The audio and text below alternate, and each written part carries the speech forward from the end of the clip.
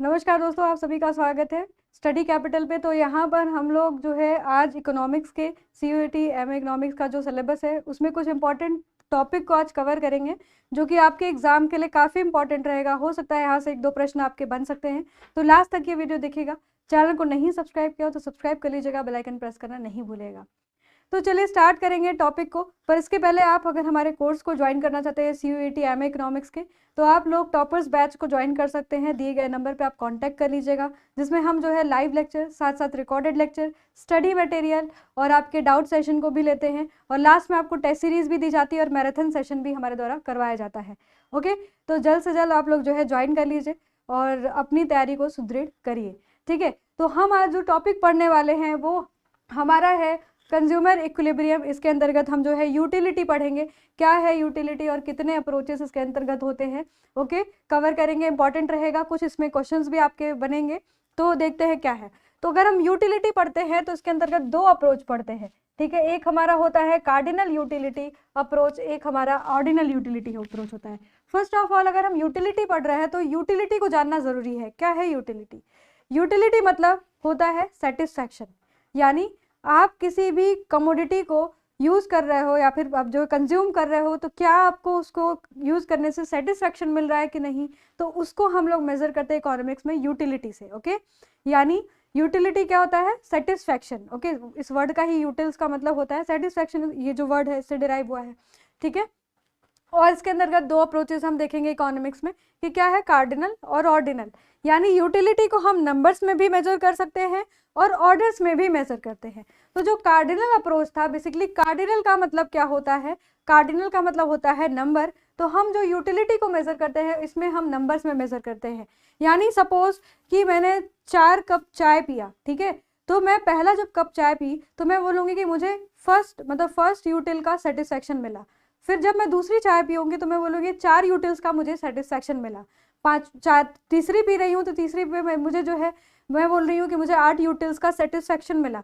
तो ये क्या है? Cardinal utility approach. दिया किसने था? तो याद रखिएगा, इस यूटिलिटी अप्रोच को देने वाले कौन थे? Alfred Marshall. ये पेपर में प्रश्न बनता है। एल्फ्रेड मार्शल ने इस अप्रोच को आपके दिया था, कार्डिनल यूटिलिटी अप्रोच को। ओके, उन्होंने बोला था कि यूटिलिटी को जो है हम मेजर कर सकते हैं कार्डिनल नंबर में, यानी हम क्वांटिफाई कर सकते हैं यूटिलिटी को। और उन्होंने ये एक जो है उसकी यूनिट भी दे दी। यूनिट क्या था? यूटिल्स। यानी हम जो है नंबर में भी मेजर करेंगे और उसको जो है एक यूनिट भी देंगे। जैसे आप जानते हैं ना कि डिस्टेंस का जो स्टैंडर्ड यूनिट होता है वो क्या होता है? मीटर होता है। उसी तरीके से यूटिलिटी की स्टैंडर्ड यूनिट इन्होंने क्या दे रखी है? यूटिल्स दे रखी है। फिर बाद में इसे जो है हिग्स और एलन के द्वारा डिस्कार्ड कर दिया जाता है कि यूटिलिटी सिर्फ जो है आपके नंबर्स में मेजर नहीं किया जा सकता है, इसको जो है ऑर्डर और प्रेफरेंस हम देंगे। ठीक है, तो वो हम आगे पढ़ेंगे। पर क्या है कार्डिनल यूटिलिटी अप्रोच और किसके द्वारा दिया गया, किस बुक में पब्लिश हुई थी, वो सभी चीज हम यहाँ पर देखने वाले थे। यानी कार्डिनल यूटिलिटी अप्रोच को हम लोग क्या कहते हैं? गणनावाचक दृष्टिकोण। इसमें हम लोग क्या देखते हैं कि यूटिलिटी जो होता है वो एब्सोल्यूट नंबर में, यानी संतुष्टि का जो स्तर होता है वो निरपेक्ष संख्या में हम क्या करते हैं? मापते हैं। ठीक है, यानी हम नंबर्स में मापते हैं। ठीक है, और इसकी जो स्टैंडर्ड यूनिट होती है यानी मानक इकाई इसकी क्या होती है? यूटिल होती है। याद रखिएगा कि इसकी मानक इकाई क्या होती है? यूटिल होती है। अब दिया किसने था? ऑलरेडी मैंने बताया कि इसको जो देने वाले थे वो आपके एल्फ्रेड मार्शल थे। उन्होंने अपनी बुक का नाम भी पूछता है पेपर में। क्या बुक का नाम है? Principle of economics. 1819 में जो ये बुक है इसमें इन्होंने कौन सा अप्रोच दिया? कार्डिनल यूटिलिटी अप्रोच दिया था।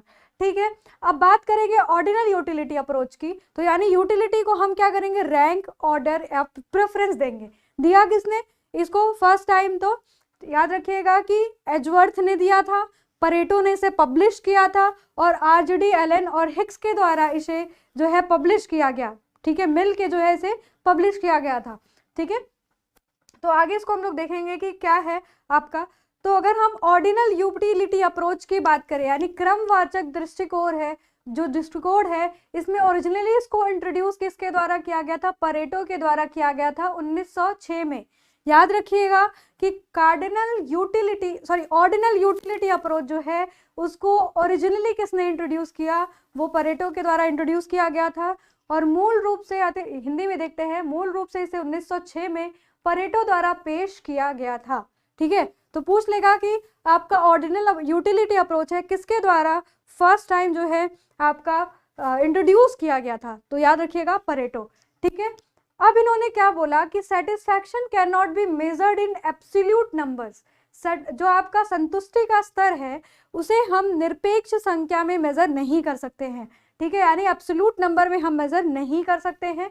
इंडीड कैन बी रैंक, हम इसको क्या करेंगे, रैंक करेंगे, या फिर हम ऑर्डर करेंगे, या फिर हम इसको क्या करेंगे, प्रेफरेंस देंगे। ठीक है, रैंक करेंगे, ऑर्डर करेंगे और क्या करेंगे, प्रेफरेंस करेंगे। ठीक है, ओके, यानी हम वास्तव में इसको क्या देंगे, वरीयता, क्रम में क्रमबद्धता किया जाता है, यानी हम इसको क्या करते हैं, रैंक करते हैं। सपोज कि मैंने फर्स्ट जो कप ऑफ टी पी उसको मैं बोल रही हूँ कि ये मुझे वेरी गुड लगा। ठीक है, उसके बाद वाला मैं जब पी रही हूँ कप ऑफ टी तो वो उसको मैं क्या बोल रही हूँ, नाइस लगा। तीसरा मैं पी रही हूँ तो बोलूँगी मैं एक्सीलेंट लगा। ठीक है, तो ये जो है क्या है, यहाँ पर मैं क्या कर रही हूँ, रैंक दे रही हूँ, first rank, second rank, third rank दे रही हूँ। ठीक है, या फिर मैं उसे गुड प्रेफरेंस भी बता सकती हूँ मैं कि मेरी ये फर्स्ट प्रेफरेंस है, सेकंड प्रेफरेंस है, थर्ड प्रेफरेंस है। तो ये किस में आ जाएगा, आपके ऑर्डिनल यूटिलिटी अप्रोच। अब यहाँ पर 2-3 और कंसेप्ट हैं आपके, शायद आपको नहीं पता होगा पर आप जान लीजिए, और हमारे क्लासेस में भी इसी पीपीटी से आपको पढ़ाया जाता है कि इंडिफरेंस कर्व एनालिसिस किसके द्वारा फर्स्ट टाइम इनिशियली डेवलप किया गया था। तो यहाँ पर जो है इनिशियली डेवलपमेंट ऑफ द जो है indifference curve was given by Francis Ysidro Edgeworth in 1881। यानी एजवर्थ ने क्या किया है, आपका आईसी कर्व एनालिसिस दिया है। ठीक है, इंडिफरेंस कर्व एनालिसिस किसने दिया है, आपके फ्रांसिस येसिद्रो एजवर्थ के द्वारा दिया गया है। बाद में इसको परेटो ने, later on Pareto was the first one two actually draw these curve. फिर इसको कर्व किसने ड्रॉ किया, परेटो ने किया। देखिए इनिशियली दिया किसने था, फ्रांसिस येसिद्रो एजवर्थ, नाम तो सुना ही होगा, एजवर्थ वर्क आप पढ़ते ही हो। ठीक है, फिर बाद में इसको किसने ड्रॉ किया था, तो यहाँ पर इसको परेटो ने, ठीक है, परेटो ने क्या किया, इसको ड्रॉ किया। किसने, परेटो ने क्या किया, आईसी कर्व को ड्रॉ किया। ठीक है, कैसा ड्रॉ किया था, याद है ना, आईसी कर्व कैसा होता है, downward sloping, left to right. ठीक है, क्यों, क्योंकि इसका मार्जिनल रेट ऑफ जो है सब्स्टिट्यूशन के कारण ऐसा होता है, और साथ साथ इसमें क्या होता है, टू गुड्स के बीच में अपोजिट रिलेशनशिप होता है, यानी हम एक गुड्स का कंजप्शन ज़्यादा करते हैं तो दूसरे का गिराते हैं, वो आगे उसको डिस्कस करने वाले हैं। फिर बाद में इसको हिक्स और आरजेडी एलन ने क्या किया, पब्लिश किया एक साथ। ठीक है, याद रखिएगा कि पब्लिश कौन करने वाले थे, हिक्स और आरजेडी एलन। ठीक है, कॉम्प्रिहेंसिवली इस वर्क को। ठीक है, किसके काम को, एजवर्थ के काम को, परेटो के काम को, स्लट्सकी के काम को किसने पब्लिश कर दिया, हिक्स और एलन। इस वजह से हम ऑर्डिनल यूटिलिटी अप्रोच को क्या बोलते हैं कि किसके द्वारा दिया गया, हिक्स और एलन के द्वारा दिया गया। तो समझे, यहाँ पर इंडिफरेंस कर्व दिया गया था आपके किसके द्वारा, फर्स्ट ऑफ ऑल यहाँ पर फ्रांसिस येसिद्रो एजवर्थ के द्वारा दिया गया, परेटो ने इसे ड्रॉ किया था, पर जब तक कोई काम छपता नहीं है तब तक सब उसे जानते नहीं है, तो छपाया किसने था, हिक्स और आरजेडी एलन ने। तो इसी वजह से आज हम जानते हैं कि ऑर्डिनल यूटिलिटी अप्रोच किसके द्वारा दिया गया है, हिक्स और एलन के द्वारा दिया गया है। ठीक है, ओके, और यहाँ पर आप देख सकते हैं रिविल प्रेफरेंस थ्योरी, रिविल प्रेफरेंस थ्योरी आप पढ़ते होंगे, ये किसके द्वारा दिया गया है, तो पाउल ए सैमुअल्सन के द्वारा दिया गया है। यानी शुद्ध अधिमान जो है किसके द्वारा दिया गया, पाउल सैमुअल्सन के द्वारा दिया गया। ठीक है, तो ये सारे मस्ट इंपॉर्टेंट पॉइंट्स है, तो आप इसको जो है जरूर से कवर कर लीजिएगा और याद रखिएगा। अब बात करेंगे, आपको पता ही चल गया कि आपके कार्डिनल यूटिलिटी अप्रोच को मार्शल ने दिया, कौन से बुक में, प्रिंसिपल ऑफ इकोनॉमिक्स में। ठीक है, प्रिंसिपल ऑफ इकोनॉमिक्स में कौन देने वाले थे आपके कार्डिनल यूटिलिटी अप्रोच को, अल्फ्रेड थे, अल्फ्रेड मार्शल ने, जिसमें बोला था कि आपके कार्डिनल यूटिलिटी अप्रोच में बोला था कि एब्सोल्यूट नंबर्स में अपने आपकी यूटिलिटी क्या होती है, मेजर होती है। ठीक है, और बाद में जो कंसेप्ट है मार्जिनल यूटिलिटी ऑफ मनी, जब आप पढ़ते हो कि कार्डिनल यूटिलिटी अप्रोच में मार्जिनल यूटिलिटी ऑफ मनी को क्या लेते हैं हम लोग, कांस्टेंट लेते हैं। ये कंसेप्ट किसके द्वारा दिया गया, तो ये कंसेप्ट जो है डेनियल बर्नौली के द्वारा 1738 में दिया गया था। ठीक है, ये किसके द्वारा, डेनियल बर्नौली के द्वारा, बर्नौली थ्योरम पढ़े होंगे अगर आप मैथ्स पढ़े होंगे तो उनके द्वारा जो है ये आपका दिया गया है। ठीक है, मार्जिनल यूटिलिटी ऑफ मनी का। ठीक है, तो ये सारे पॉइंट्स जरूर याद कर लीजिएगा, इंपॉर्टेंट है। ठीक है। तो जब हम कार्डिनल यूटिलिटी अप्रोच पढ़ते हैं तो यहाँ पर हम क्या देखते हैं, क्या क्या एजम्पशन होता है, कैसा कंज्यूमर होता है, रैशनल कंज्यूमर होता है। रैशनल कंज्यूमर का मतलब ये है कि ऑलवेज वांट्स टू, आपका सेटिस्फैक्शन को मैक्सिमाइज करेगा, यानी always wants to maximise his satisfaction level. Okay, तो इसमें करेगा क्या कि वो उस बास्केट को चूज करेगा जिसमें जो है आपका बेसिकली नंबर ऑफ गुड्स जो है ज्यादा होते हैं। ठीक है, नंबर ऑफ गुड्स यहाँ पर क्या होते हैं, आपके ज्यादा होते हैं, उस बास्केट को क्या करेगा, ये चूज करेगा। उसी को हम लोग क्या बोलते हैं, मोनोटोनिक प्रेफरेंस। सपोज कि ये दो बास्केट्स है, ठीक है, इस बास्केट में 10 कमोडिटी है, इस बास्केट में 20 कमोडिटी है। तो आप एज अ रैशनल बीइंग क्या करेंगे, आप कौन सी बास्केट को चूज करने वाले हैं? तो आप सभी को पता है कि हम वो बास्केट चूज करेंगे जिसमें ज्यादा कमोडिटी है। ठीक है, क्यों ऐसा करेंगे? क्योंकि हमें अपने सेटिस्फैक्शन लेवल को क्या करना है, मैक्सिमाइज करना है। तो इसी को हम लोग क्या बोलते हैं, जब हम ज्यादा वाले बास्केट को चूज करते हैं तो उसको हम लोग क्या बोलते हैं, मोनोटोनिक प्रेफरेंस। ठीक है, इसको क्या बोलते हैं, मोनोटोनिक प्रेफरेंस। क्लियर?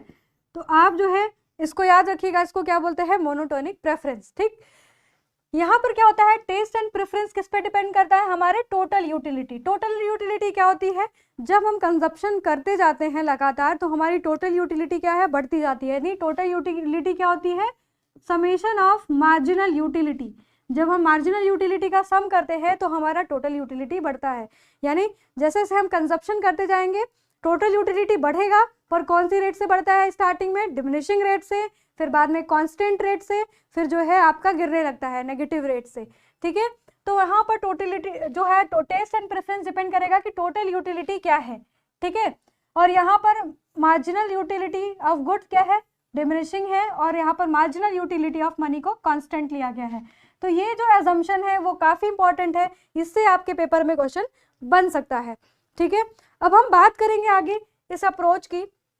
तो इसमें हम देखते हैं आपका कार्डिनल यूटिलिटी में, तो फर्स्ट जो रिलेशन आता है total utility and marginal utility का। तो जैसे जैसे देखिए यहाँ पर हम यूनिट्स बढ़ाते जा रहे हैं, ठीक है, नंबर ऑफ यूनिट्स बढ़ाते जा रहे हैं। फर्स्ट यूनिट कंजप्शन किया, सेकंड यूनिट किया, थर्ड यूनिट किया, फोर्थ किया, 5 किया, 6 किया, फिर 7 किया। तो इसमें क्या है, पहली यूनिट पे देखिए 20 यूनिट जो है यूटिल्स का सेटिस्फैक्शन मिल रहा है, फिर 35, फिर 45, फिर 50, फिर आपका 50 हुआ, फिर 45, फिर 35, यानी ये क्या हो रहा है, बढ़ रहा है। पर इस यहाँ पर क्या हो गया, कांस्टेंट हुआ, और फिर यहाँ पर क्या हुआ, डिक्लाइन करने लगा। ठीक है, फिर आपका यहाँ पर क्या हुआ, डिक्लाइन करने लगा। अब मार्जिनल यूटिलिटी आप कैसे निकालते हो? तो मार्जिनल यूटिलिटी जो है निकालने का आपका जो कंसेप्ट है वो क्या है, जब हम टोटल यूटिलिटी को क्या करते हैं, पहले बात तो मार्जिनल यूटिलिटी का आप क्या करो, फॉर्मूला लिख लो। क्या फॉर्मूला होता है मार्जिनल यूटिलिटी का? तो TUN माइनस TUN-1। ठीक है, यहाँ पर आपका फर्स्ट क्योंकि आपका -1 वाला तो है नहीं, तो यहाँ पर 20 तो आगे आ जाएगा। फिर आपका 35 माइनस 20 करोगे तो कितना आ जाएगा, 15।